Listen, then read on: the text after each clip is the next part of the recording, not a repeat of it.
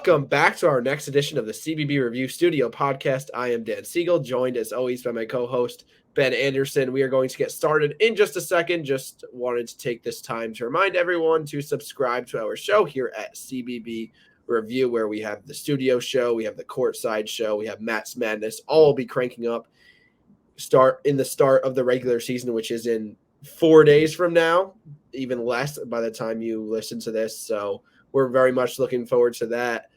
Today we're going to talk about CBB rank and the teams 10 through 6. We are almost done, second to last episode there.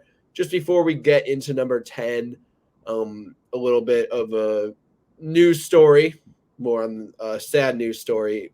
A legendary coach, Bobby Knight, has passed away this past week at the age of 83. The man won 902 games. He's a longtime coach of the Hoosiers, spent a little time coaching Texas Tech and Army as well. At the time of his retirement, he was the all-time winningest coach. Now he is 5th all-time currently, so sad news. Just wanted to mention that since we are a college basketball podcast, it would be a disservice not to. Okay, number 10 on CBB rank is Gonzaga. Mark Few has built one of the top programs in the country, and last year they took a step down from 3 consecutive 1 seeds to then a 3 seed. I stated previously when we were talking about St. Mary's that I think the WCC as a whole takes a step down this year, and I think Gonzaga was part of the group that took a step that is going to take a step down. However, we still have them in the top 10. Ben, do you think this is justified, and do you agree with it? I think this is a little high for my taste for the Bulldogs. As you can see on the screen, they're projected second place in the WCC for the first time in recent memory. That doesn't mean that they're going to finish second place. That doesn't mean I think they're going to finish second place in the West Coast Conference, but that's something to consider as we look at the roster and what to expect from this Bulldog team. They do bring back a couple of nice pieces in Nolan Hickman and Anton Watson, but really they're going to be relying on a lot of newcomers when you're looking at the rotation that they're going to put out there. The thing I'm most interested in is Graham Ike's health. The transfer for Wyoming missed all of last season with an injury and has been, still recovering throughout this offseason. So it depends on how is he going to be the player he was 2 years ago at Wyoming, where he was fantastic, or is it going to be something different? So that's something to look out for as you're watching this team early in the season. But I mean, Ryan Nembhard is a fantastic pickup. I think Steele Venters is going to be a nice addition on the wing. Won't be ever a first option, but it'll be a nice scoring punch. Something I've read about that people are high on is Braden Huff, who's a redshirt freshman coming in to play the power forward position. I think he's going to have a good time getting some minutes here and there. But overall, this is a good team. I don't think this is a great team, and I don't think this is a top 10 team in my opinion. Mm-hmm. I'm with you there. I do think a healthy Graham Ike is going to go a long way, and everyone is talking about the loss of Drew Timme, and rightfully so. He was just a program staple for several years, and not having him is a big deal. But Graham Ike at full health is just a phenomenal player. He led the Mountain West his last healthy season, which was 2021 to 22, with 104 mid-range field goals, and the next guy had 88. He's also a tank who could absolutely play in the post as well, had a total field goal percentage of 51%, and then he had rounded to the nearest whole number, 20 and 10, so very good production there. I think the addition of Ryan Nembhard, like you said, that's great in itself, but it also is going to move Nolan Hickman likely to that 2-guard spot where Nembhard could play the 1-guard spot. And Hickman has really improved as a pure shooter. He does need to hunt his shot a little bit more, but I think that will certainly be a better role for him given his skill set. And his usage was extremely low last year for good reason. There was a lot of talent around him. The usage of Hickman will absolutely increase. Now he will play a more prominent role on the team. One thing you did not mention in terms of concerns is the perimeter defense, because last year that was extremely poor. Team shot 39% against them from 3. That is really bad. And for as beneficial as their fast-paced style was offensively, it really led to a lot of defensive breakdowns in transition. And you add a guy like Nembhard, again, great offensively, but he's not advertised as a phenomenal defender. He's 6 foot.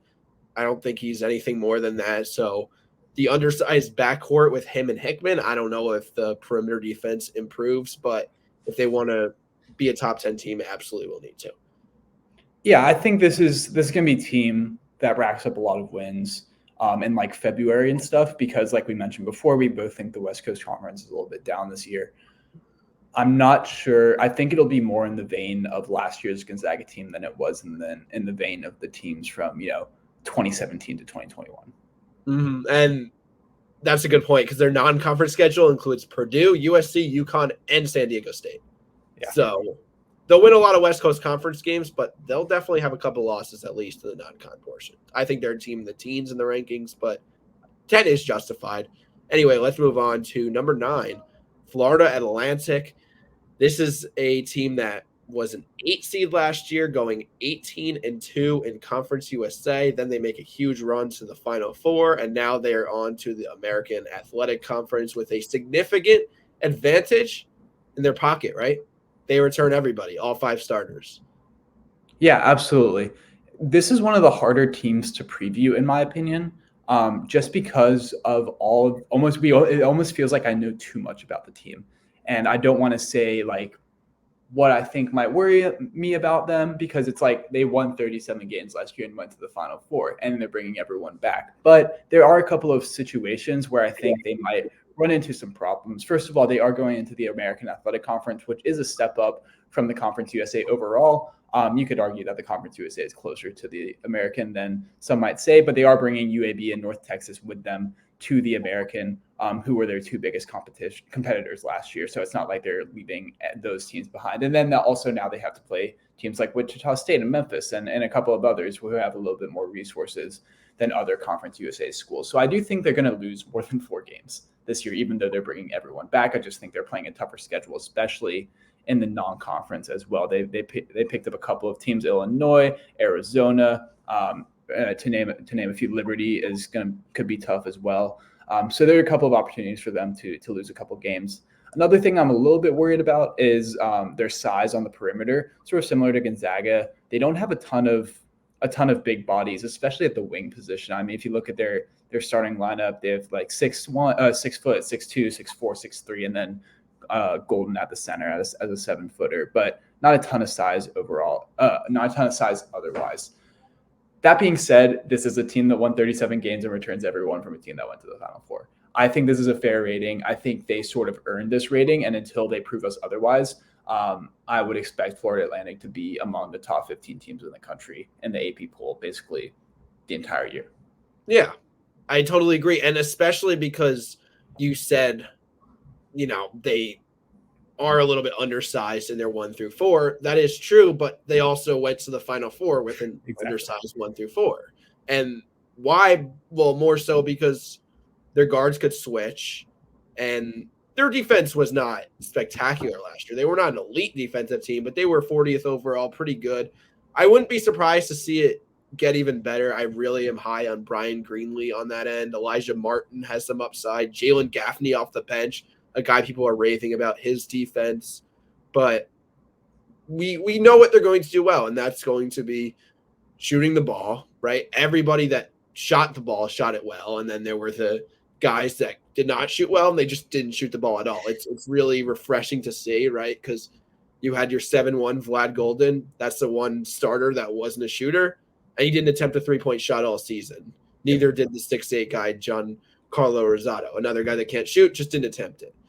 The concern, I think, that really resonates with me is, are they quite at the top 10 level yet in terms of talent, or are we giving them the benefit of the doubt because of their tournament run? And I think to a certain extent that is fine, right?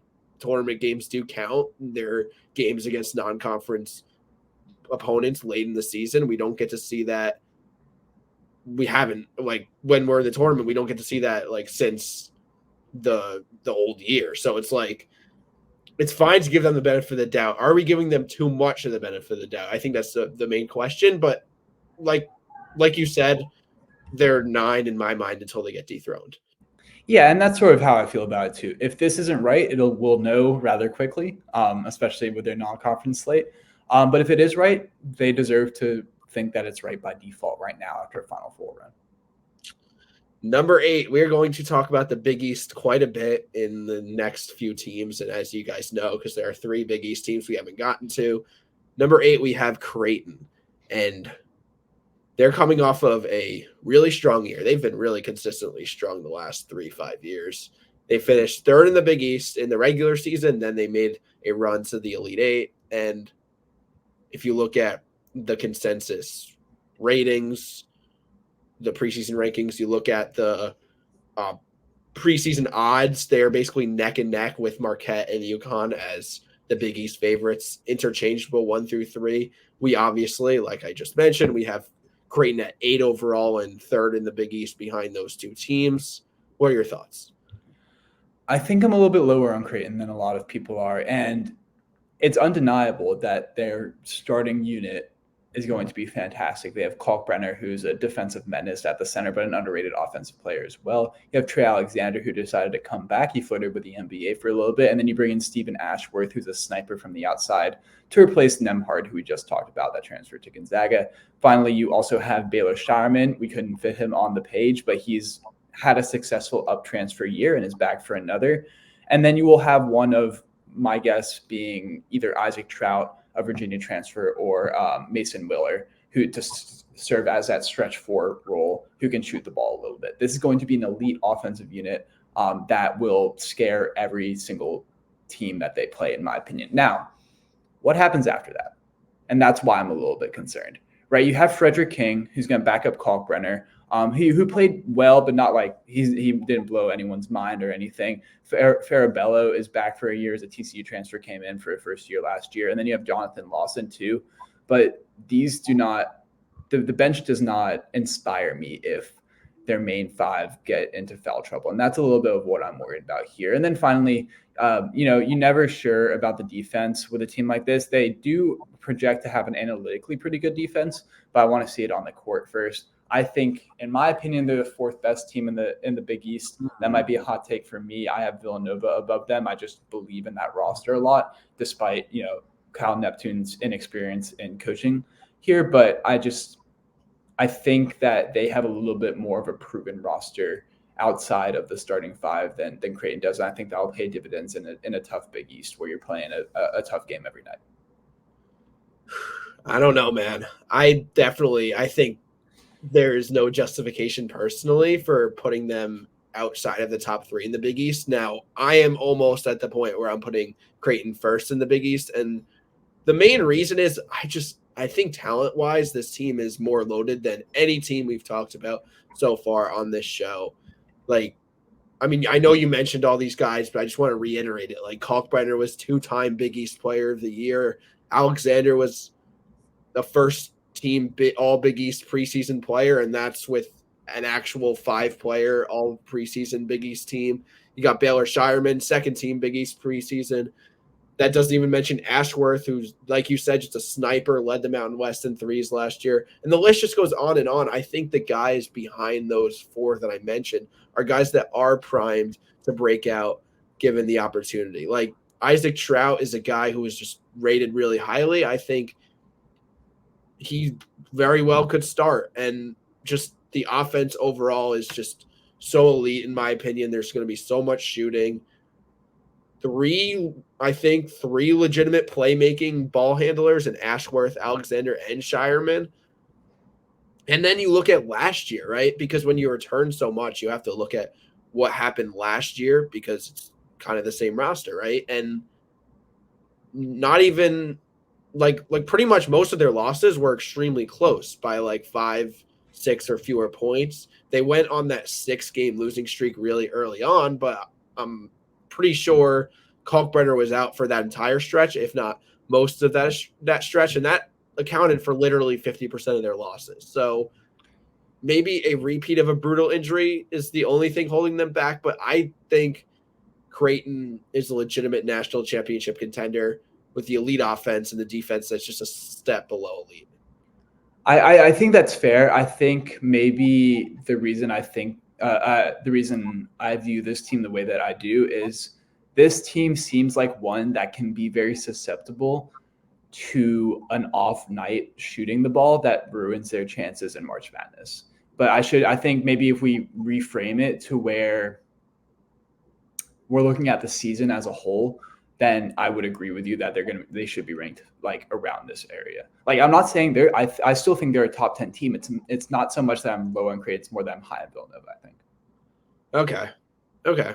Maybe you could take that to the Villanova futures bet then, because like would you say did. Don't worry, I already did. Don't worry. Yeah, I was gonna say, would you say Creighton's the fourth most likely team to win it all? Because I still think they're 1 through 3 in that respect.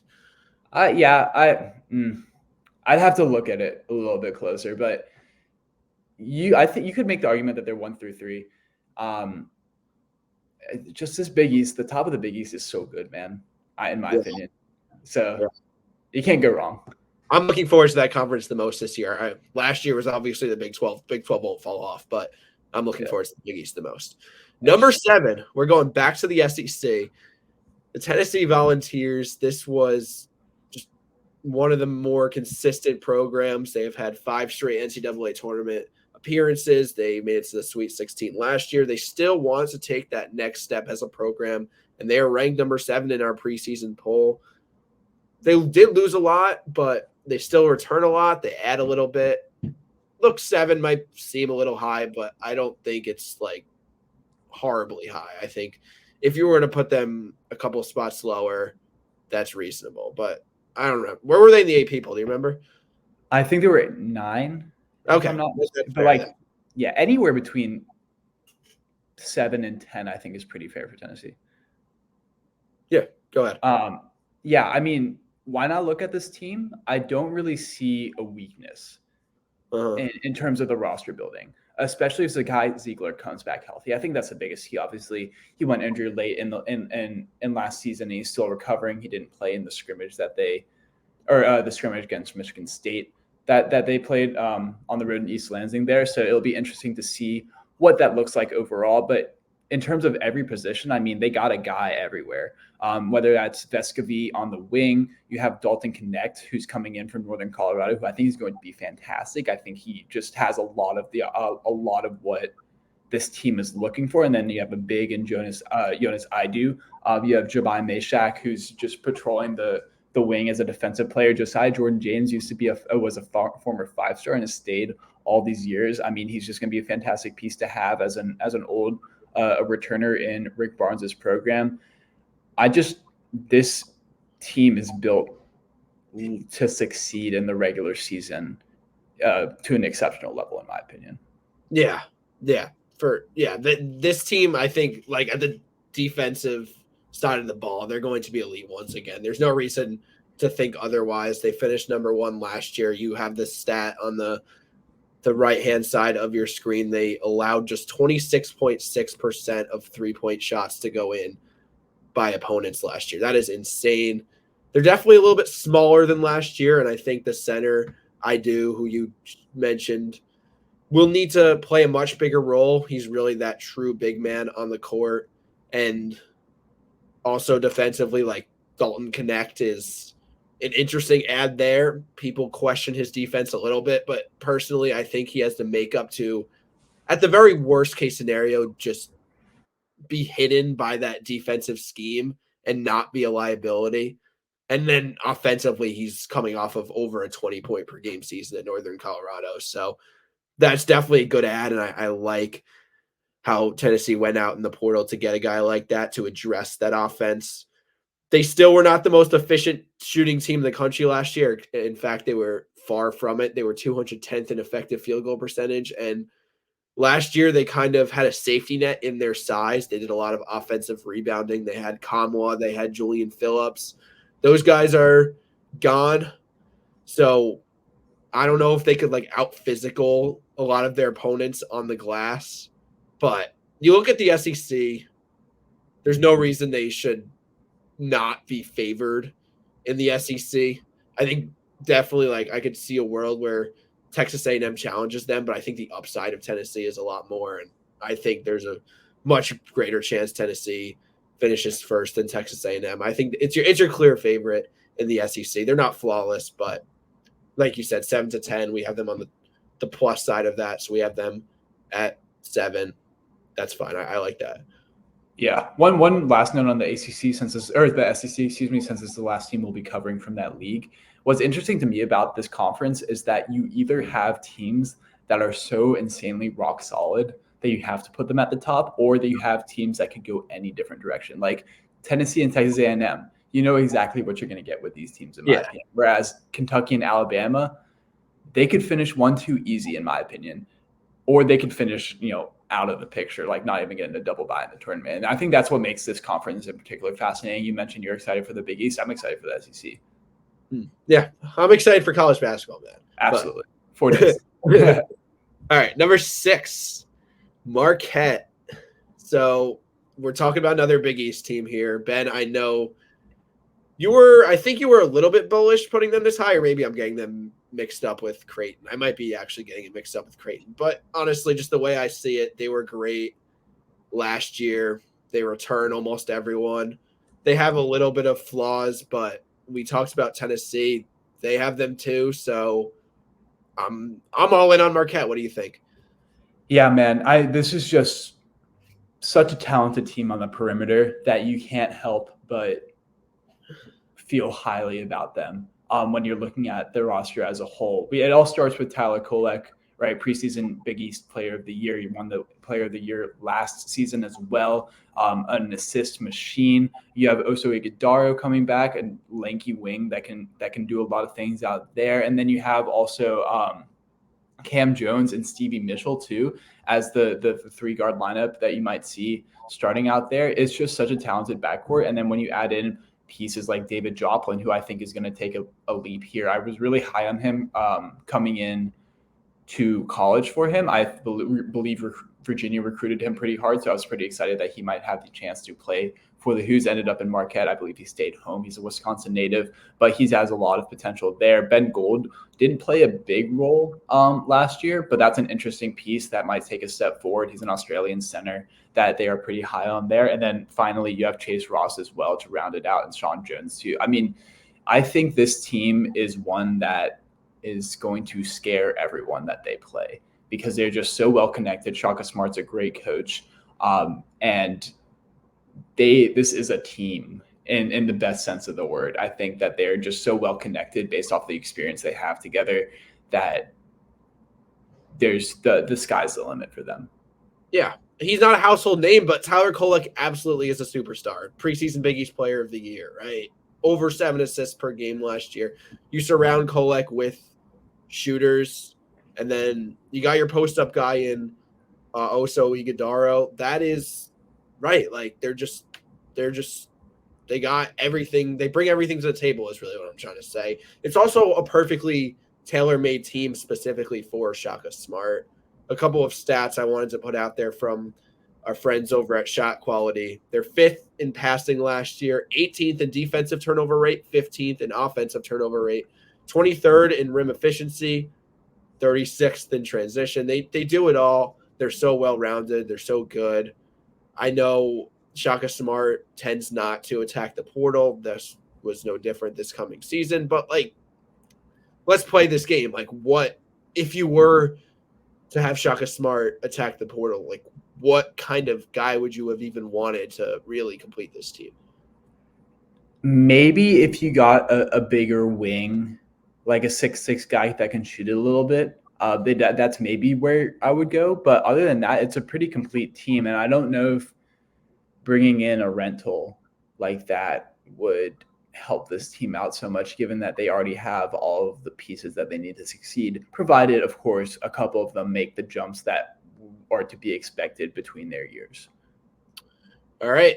Well, that is 10 through 6, and that will do it for today's edition of the CBB Review Studio podcast. We are going to finish it off on Sunday with our first live CBB Review Studio podcast. We will do 5 through 1 on CBB Rank. We will have Matt Machinsky join us, and then we will have him join us for the rest of the shows on the regular season, where we'll just do some recaps and previews every Sunday night live The plan right now is for 9 o'clock Eastern time, 9 o'clock p.m. Eastern time. So a lot of exciting stuff coming up. We'll get the other two shows, specifically Match Madness, cranked up as well. Thank you, everybody, for the support. Thanks for watching. Thanks for listening, and take care.